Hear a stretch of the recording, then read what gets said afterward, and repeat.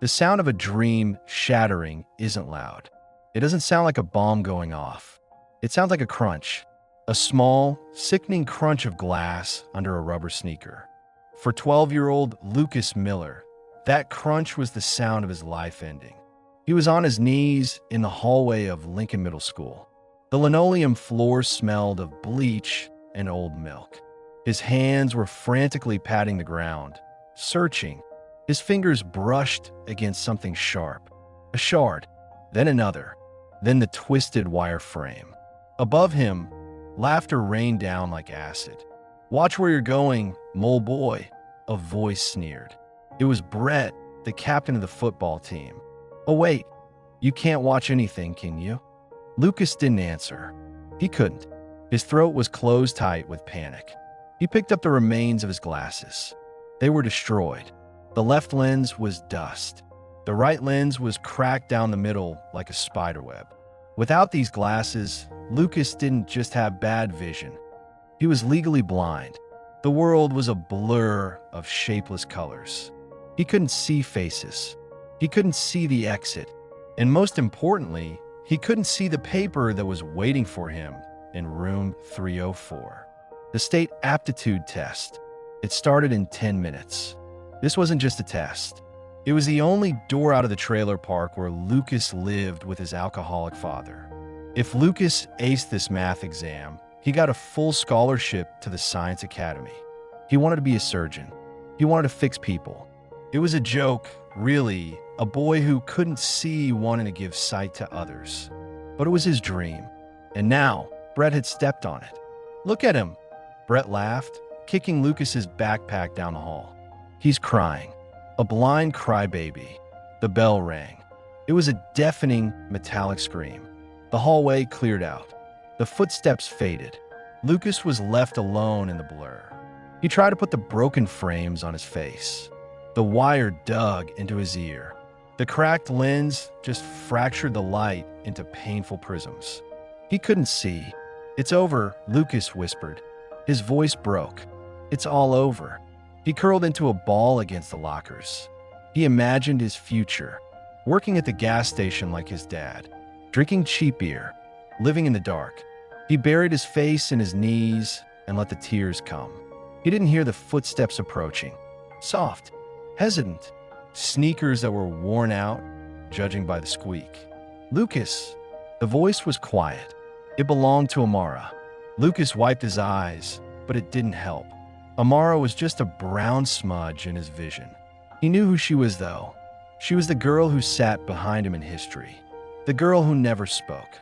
The girl who smelled like vanilla and old library books. She was poor like him. Maybe poorer. She wore the same oversized sweater every day.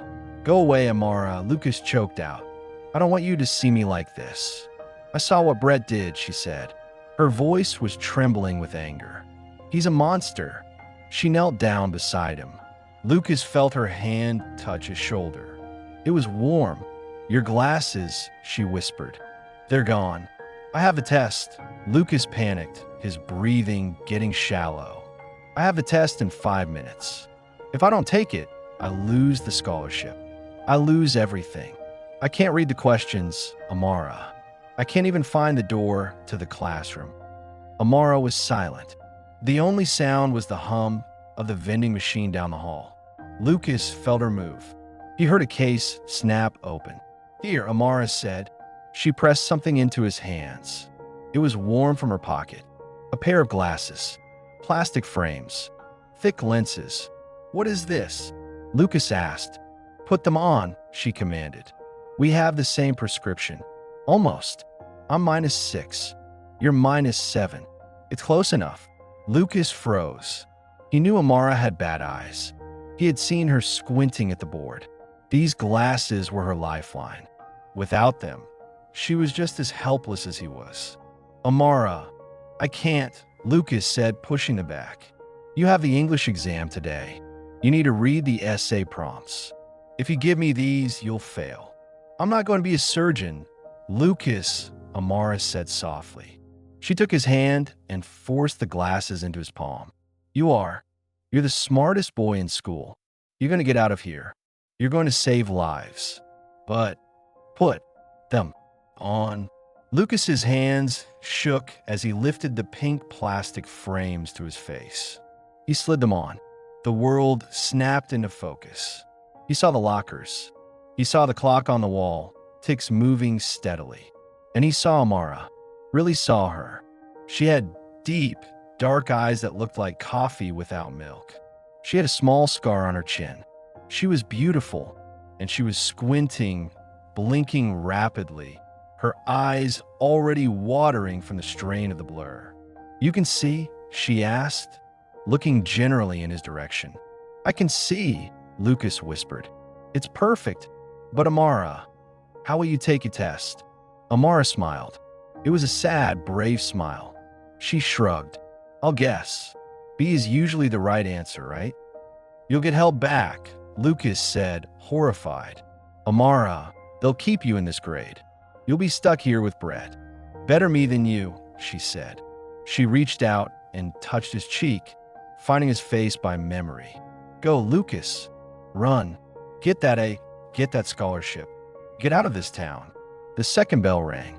The late bell. Lucas stood up. He looked at the girl sitting on the dirty floor, surrounded by a world she could no longer see. He felt a pain in his chest that had nothing to do with the bullying. It was gratitude. It was guilt. It was love. "I swear to you," Lucas said, his voice fierce and adult-like. "I swear on my life, Amara, I will pay you back. I'm going to become the best eye doctor in the world. And I'm going to come back for you. I'm going to fix your eyes. I'll make you see better than anyone." "I know you will," Amara whispered. "Now run." Lucas ran. He ran down the hallway, the pink glasses bouncing on his nose. He burst into room 304 just as the teacher was closing the door. He sat down.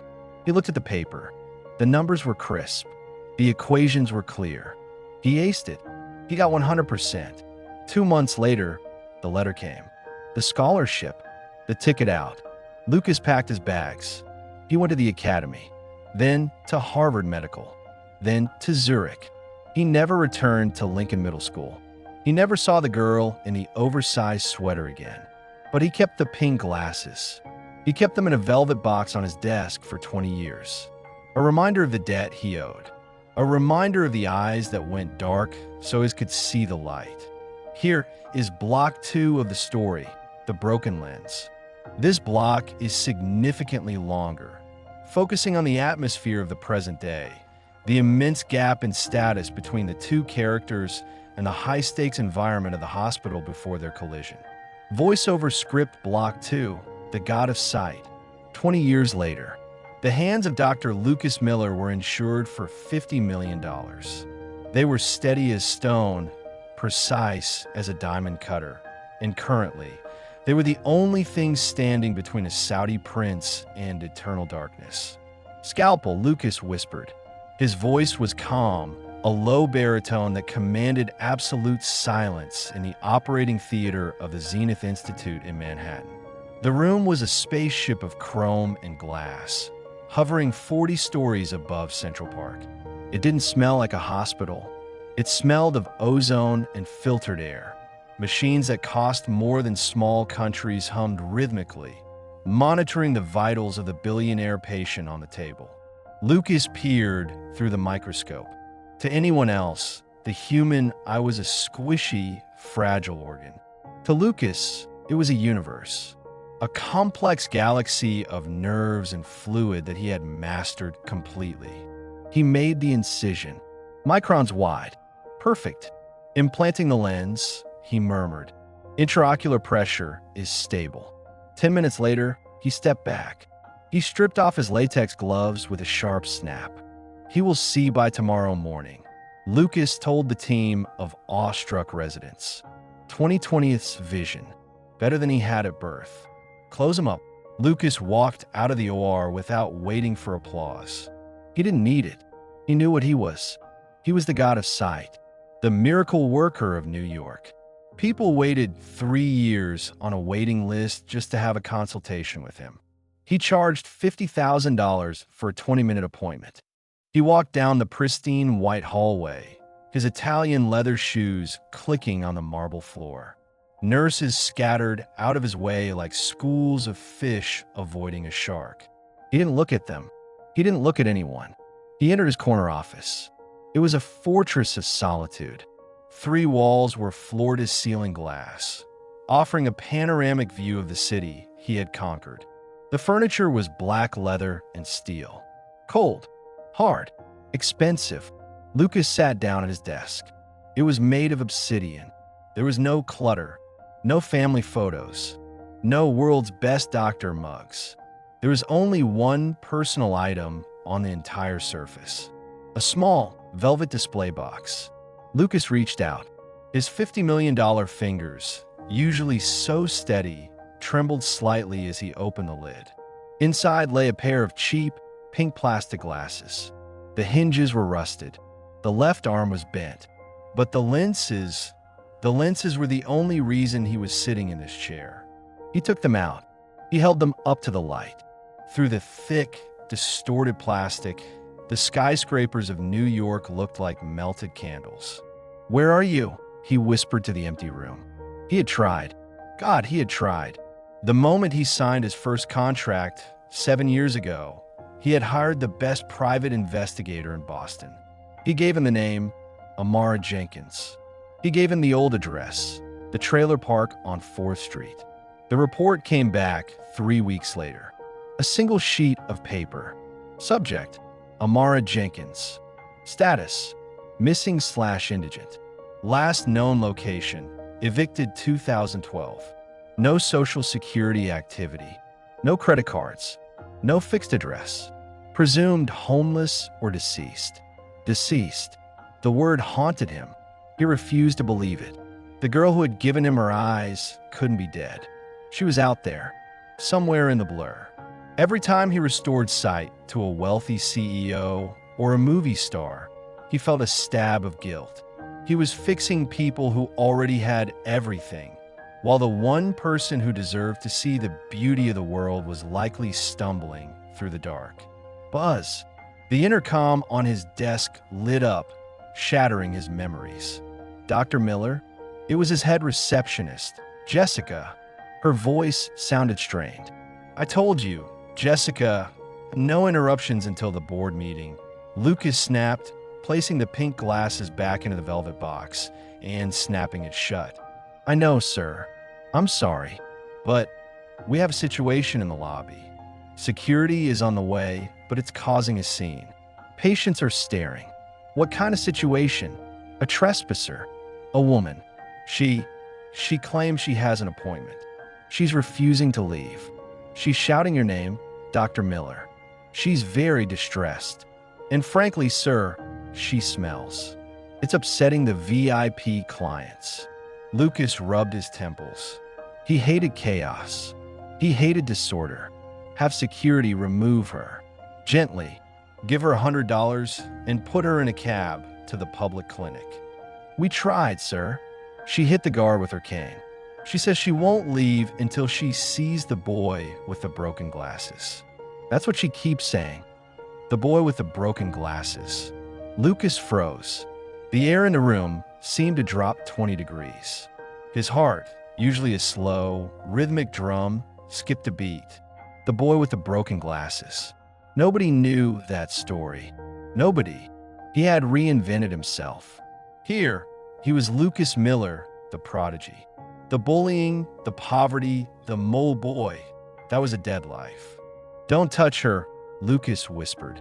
"Sir," I said, "tell security to stand down." Lucas roared, his voice cracking with a sudden, violent intensity. "Do not touch her. I'm coming down." He stood up.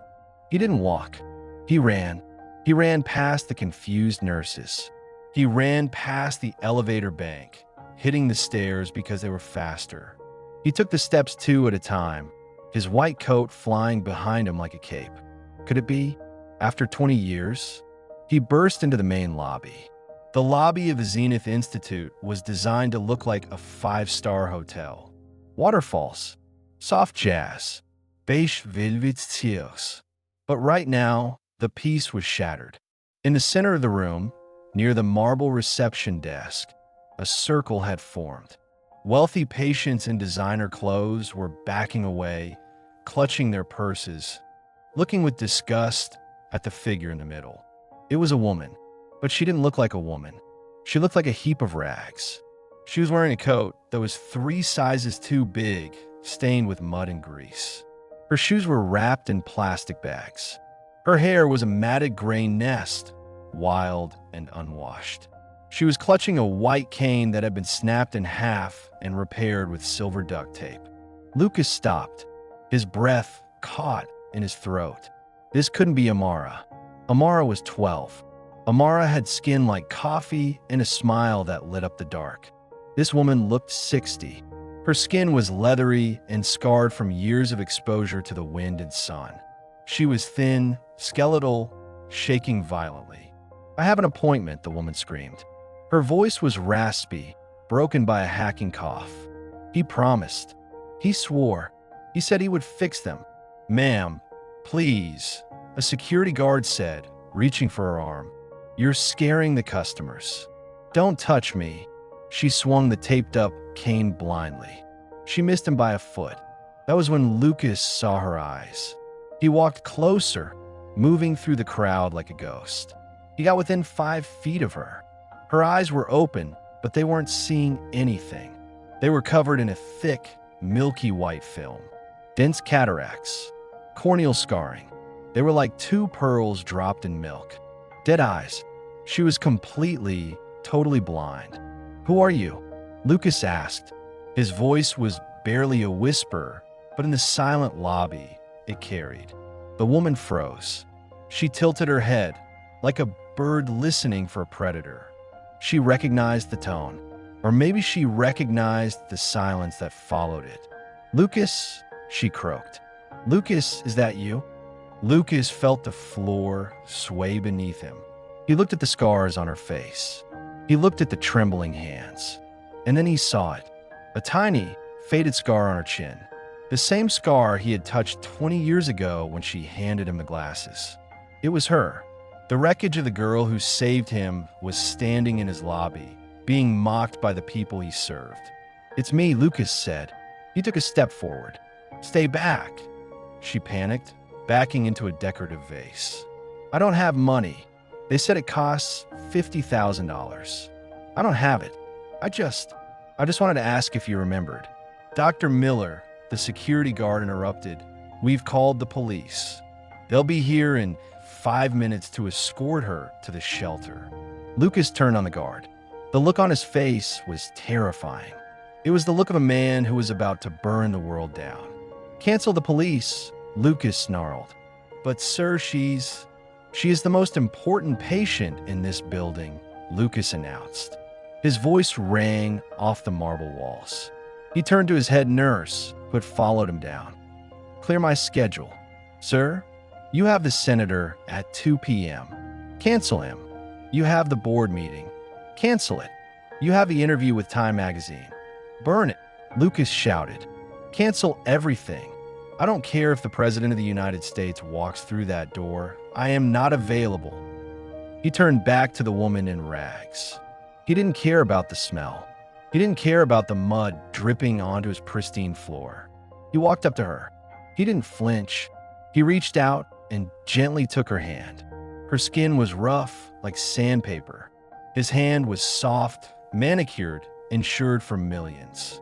"Amara," he said softly, "you don't need money." She was shaking, tears leaking from her white, sightless eyes. "I can't see you, Lucas. I haven't seen anything in 10 years. It went dark. It all went dark." "I know," Lucas said, his own vision blurring with tears for the first time in 2 decades. "But you're not going to the shelter." He wrapped an arm around her dirty, wet shoulders. He pulled her close to his crisp white lab coat. "Where are we going?" she whispered, terrified. Lucas looked at the elevator. He looked at the sign that said surgical suite. Authorized personnel only. "We're going upstairs," Lucas said firmly. "I kept your glasses, Amara. Now, I'm going to give you back your eyes." The transformation of Amara Jenkins began in the decontamination unit. Usually, this room was reserved for hazardous chemical spills. Today, it was a sanctuary. Lucas stood outside the glass, watching as 3 of his gentlest nurses washed away 20 years of the streets. The water running off Amara was black. It carried the grime of alleyways, the grease of soup kitchens, and the dust of a life lived invisible to the world. When they were done, she was placed in a gown made of Egyptian cotton. They brushed the mats out of her gray hair. They treated the sores on her feet. She looked small, fragile. Lying in the center of the pre-op bed, she looked like a child again. Lucas walked in. He held a tablet with her scan results. His face was a mask of professional calm, but inside his stomach was twisting into knots. "Amara," he said softly. She flinched, turning her bandaged head toward his voice. "Is it time? Am I going to die?" "No," Lucas said, taking her hand. "You're going to sleep. And when you wake up, I'm going to be there." "Lucas," she squeezed his hand with surprising strength. "Don't lie to me." I heard the nurses whispering. "They said my eyes are dead. They said the nerves are atrophied." Atrophied. Lucas finished the sentence. He didn't sugarcoat it. He respected her too much for that. "Yes, the damage is catastrophic, Amara. You have aggressive corneal melting. The optic nerve is buried under layers of scar tissue. In any other hospital, in any other city, they would tell you it's impossible." He leaned in close, his voice vibrating with a fierce, arrogant confidence. "But you're not in any other hospital. You are with me, and I don't believe in impossible." He signaled the anesthesiologist. "Count backward from 10, Lucas whispered. 10. Amara's voice trembled. 9. Please don't let me be blind. 8. She was out. The surgery took 14 hours. It was the marathon of Lucas's career. Usually, a corneal transplant took 90 minutes. This was a reconstruction of the entire anterior segment. Lucas worked in a trance. He didn't eat. He didn't drink. He didn't sit down. The music in the OR was turned off. The nurses didn't speak. The only sound was the rhythmic whoosh hiss of the ventilator and the steady beep, beep, beep of Amara's heart. At hour 6, a complication. "Pressure is spiking," the anesthesiologist barked. "She's hemorrhaging behind the retina." "Suction," Lucas ordered, his voice ice cold. "Give me the diamond blade. Millimeter precision. If I nick the artery, she loses the eye forever." His hand hovered over the microscope. One slip, one tremor. That was all it would take to fail her. He thought about the pink glasses. He thought about the hallway in middle school. He thought about the girl who saved him from a life of darkness. Steadier than stone. He made the cut. The bleeding stopped. The pressure stabilized. The room exhaled. At 4 a.m., Lucas placed the final stitch. It was thinner than a human hair. "It's done," he rasped. His throat was dry as sandpaper. His back screamed in agony. But he looked down at the sleeping woman, her eyes now covered in thick, protective gauze. "Get her to the presidential suite. I want a nurse in the room 24/7. Wake me if she so much as sneezes." Lucas didn't go home to his penthouse. He didn't go to his office. He pulled a chair next to Amara's bed and fell asleep holding her hand. The waiting game. For 3 days, Amara lived in the darkness. It was a different kind of darkness now. It wasn't the cold, wet darkness of the streets. It was a darkness that smelled of lavender and fresh linen. It was a darkness filled with the sound of a soft voice reading books to her. Lucas. He took a leave of absence. The board of directors was furious. The press was going crazy. Billionaire surgeon vanishes to treat homeless mystery patient. Lucas didn't care. He sat by her bed, reading The Great Gatsby to her, just like they used to read in 7th grade English. "Lucas," Amara asked on the 3rd night. Her voice was stronger now. The hospital food had put some color back in her cheeks. "I'm here." Why did you do it? She asked. Why did you come back? You were out, Lucas. You won. Why risk your reputation on an old, broken woman like me? Lucas closed the book. He looked at the bandages covering her face. Do you remember the test? He asked. The math test. The one you aced, she smiled weakly. The one we aced, he corrected. I kept the glasses, Amara. For 20 years, every time I looked at a patient, I saw through your lenses. I built this hospital on the foundation you gave me. You think I saved you? He laughed, a dry, choked sound. I've been drowning for 20 years. I've been rich, famous, and completely alone. Finding you, it was the first time I've been able to breathe since I was 12. Amara was silent. Then, a single tear leaked from under the bandage, tracking down her cheek. I'm scared, she whispered. What if it didn't work? What if you take these bandages off and it's still just night? Lucas stood up. He walked to the window. He looked out at the lights of New York City. Millions of lights. Golden, white, red. It was a beautiful world. A world she deserved to own. Tomorrow, Lucas said. Tomorrow morning, we take them off. And Amara, yes. If it didn't work?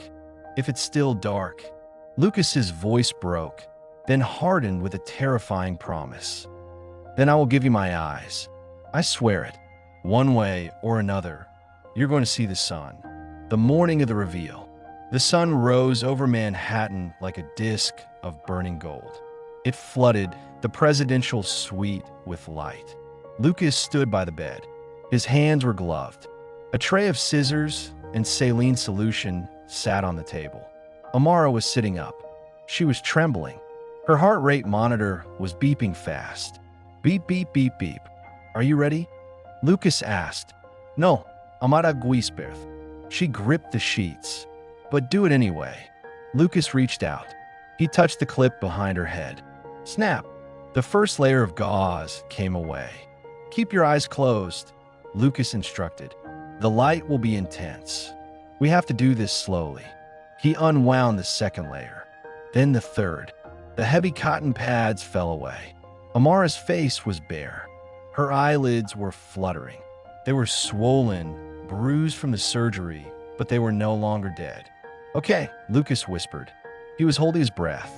The entire universe had shrunk down to this single room.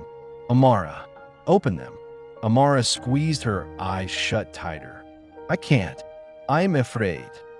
Trust me, Lucas said, just like I trusted you in the hallway. Put on the glasses, Amara. She took a shaking breath. Slowly, agonizingly, she lifted her eyelids. She blinked. Once. Twice. She gasped, a sharp, high sound of pain and shock. She brought her hands up to her face. Lucas, she cried out. Lucas, it's burning. What is burning? Lucas asked, leaning in, scanning her pupils for reaction. Is it pain? Is it darkness? No, she sobbed, tears streaming freely now, washing over the new corneas. It's light. It's so much light. It hurts. Look at me, Lucas commanded. Focus. Find the shape. Amara blinked through the tears. The blur began to settle. The white fog began to lift. Colors started to bleed into the gray. Blue, the deep navy blue of a suit. White, the stark white of a coat. And then a face. It wasn't the boy she remembered. It was a man with tired eyes, lines of worry on his forehead, and a look of desperate hope. She stared at him. She reached out a hand. She touched his cheek. She traced the jawline she hadn't seen in 20 years. You got old, she whispered. Lucas let out a breath that sounded like a sob. He felt his knees beside the bed. He buried his face in her hand. The god of sight, the man who never cried, was weeping like a child. I can see you, Amara laughed, the sound bubbling up through the tears. Lucas, I can see you. You have a gray hair. I have a lot of gray hairs. Lucas laughed through his tears, looking up at her. You gave them to me. It's beautiful, she said, looking around the room, drinking in the colors of the flowers, the sky, the walls. It's all so beautiful. Wait, Lucas said. He stood up and wiped his face. I have one more thing to show you. The final test. He reached into his pocket. He pulled out the velvet box. He opened it. He took out the pink plastic glasses, the ones she had given him in the hallway. He gently placed them on her face. They were too small now. They sat crookedly on her nose. They looked ridiculous. But Amara looked in the mirror Lucas held up. She saw herself, not the homeless woman, not the victim. She saw the hero. 2020th's Lucas whispered. Perfect vision. No, Amara said, taking his hand and squeezing it. Better than perfect. I can see my friend. The recovery wasn't just about corneas and retinas. It was about learning to be a human being again. For 6 months, Amara lived in Lucas's guest house. It wasn't charity, it was rehabilitation. She had to learn to walk without a cane. She had to learn that she could open a fridge and there would be food inside. She had to learn that when she looked in the mirror, the woman staring back wasn't trash or mole girl. She was Amara. Lucas was there every step of the way. He taught her how to use a smartphone. He bought her clothes, not just warm clothes, but beautiful clothes. Silk scarves that felt like water. Coats that fit perfectly. One Tuesday morning in October, Lucas knocked on her door. He was wearing his best suit. He held a pair of sunglasses in his hand. Put these on, he smiled. We're going for a ride. Another checkup? Amara asked, adjusting her silk blouse. She looked radiant now. Her hair was silver, styled in a chic bob. Her eyes, clear and dark, sparkled with life. No, Lucas said. No more doctors. Today we go to work. They drove in his Bentley through the autumn leaves of Central Park.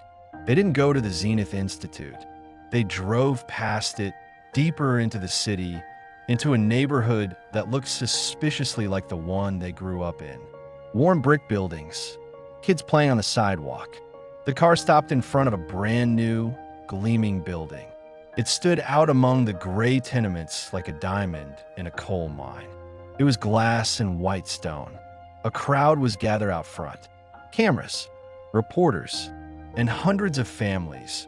Poor families, clutching broken glasses, holding children with crossed eyes or cataracts.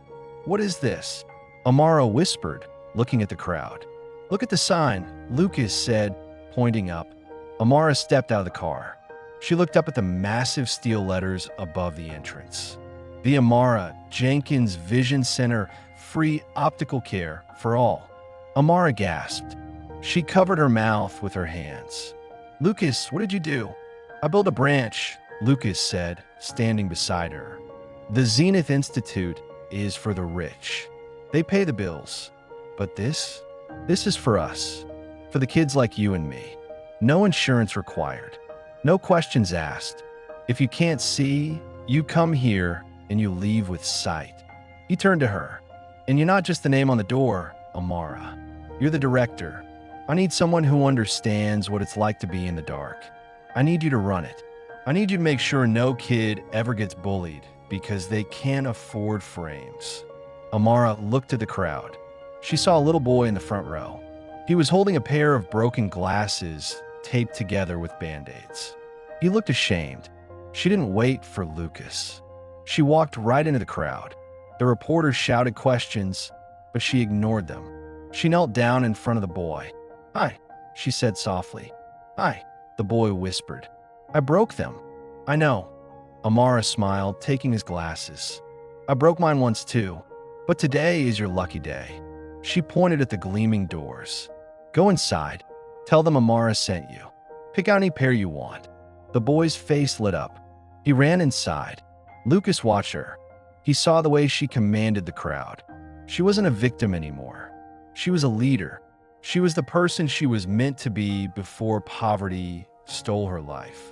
He walked up to her. He reached into his pocket and pulled out the old, battered pink plastic glasses. I think these belong here, Lucas said. They walked into the lobby of the new clinic. In the center of the room, there was a glass pedestal. A spotlight shone down on it. Lucas placed the pink glasses on the velvet cushion. Underneath, a gold plaque read, "The vision of one girl changed the world." "Are you happy?" Lucas asked, putting his arm around her. Amara looked at the pink plastic. Then she looked at the line of children waiting to see a doctor. She looked at Lucas, the man who had kept a 20-year-old promise. "I can see clearly now," she said, resting her head on his shoulder. "I've never been happier." Lucas smiled. He took off his own designer glasses and wiped a speck of dust from the lens. "You know," he joked, "technically, I still owe you for the glasses. I calculated the interest. 20 years of compound interest on a pair of plastic frames." "You bought me a hospital, Lucas," she laughed. "I think we're even." "Not yet," Lucas said, leading her toward her new office. "I still owe you lunch." When Amara gave her glasses to a desperate boy, she thought she was accepting a life of blindness. She didn't know she was planting a seed. She spent 20 years in the dark so that he could find the light. And when he found it, he didn't just keep it for himself. He brought it back to her. Lucas proved that success isn't about how much money you make. It's about who you carry with you to the top. He healed her eyes, but she healed his heart. Today, the Amara Jenkins Center has restored sight to over 10,000 children, all because one girl wasn't afraid to sacrifice her own view to help a stranger see his future. If you're watching this, remember, your kindness is never wasted. It is just an investment that hasn't paid off yet. Be the person who gives the glasses. Be the person who remembers the debt. And never, ever lose sight of where you came from. Don't forget to like and subscribe. Share this video if you believe in the power of keeping promises. Comment, "I see you," if you would help a friend in need. Thank you for watching.